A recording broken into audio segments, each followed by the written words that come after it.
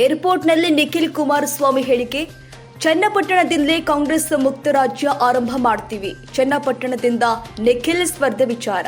ಚನ್ನಪಟ್ಟಣದಲ್ಲಿ ಯಾರು ಸ್ಪರ್ಧೆ ಮಾಡಬೇಕು ಎಂಬುದು ಮುಂದಿನ ದಿನದಲ್ಲಿ ತೀರ್ಮಾನ.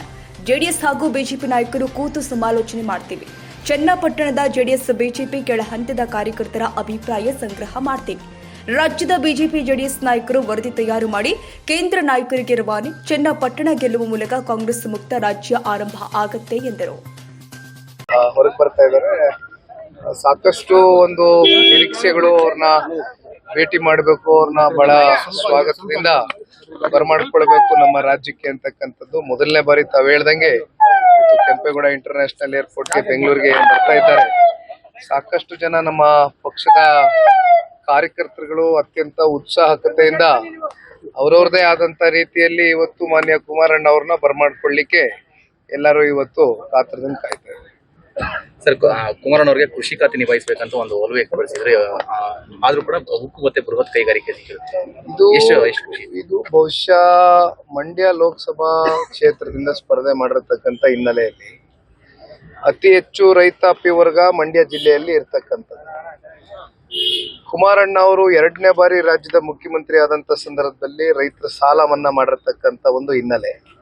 ಬಹುಶಃ ಇದನ್ನೆಲ್ಲ ಗಮನದಲ್ಲಿ ಇಟ್ಕೊಂಡು ಸಾಕಷ್ಟು ಮಂಡ್ಯದಲ್ಲೇ ಒಂದು ಚರ್ಚೆ ಪ್ರಾರಂಭ ಆಯಿತು. ಚುನಾವಣೆ ಸಂದರ್ಭದಲ್ಲಿ ಪಕ್ಷದ ಕಾರ್ಯಕರ್ತರಲ್ಲಿ ಒಂದು ಚರ್ಚೆ ಇತ್ತು. ಒಂದು ಮನಸ್ಸಲ್ಲಿ ಇನ್ನೊಂದ್ ಕಡೆ ಕೃಷಿ ಖಾತೆ ಸಿಕ್ಕಂತ ಸಂದರ್ಭದಲ್ಲಿ ರೈತರ ಪರವಾಗಿ ಅತಿ ಹೆಚ್ಚು ಕೆಲಸವನ್ನ ಮಾಡ್ತಕ್ಕಂಥದಕ್ಕೆ ಒಂದು ಅವಕಾಶ ಆಗತ್ತೆ ಅಂತಕ್ಕಂಥದ್ದು. ಆದ್ರೆ ಇವತ್ತು ಏನು ಹೆವಿ ಇಂಡಸ್ಟ್ರೀಸ್ ಮತ್ತೆ ಸ್ಟೀಲ್ ಇವೆರಡು ಖಾತೆಗಳನ್ನ ಕೊಟ್ಟಿದ್ದಾರೆ.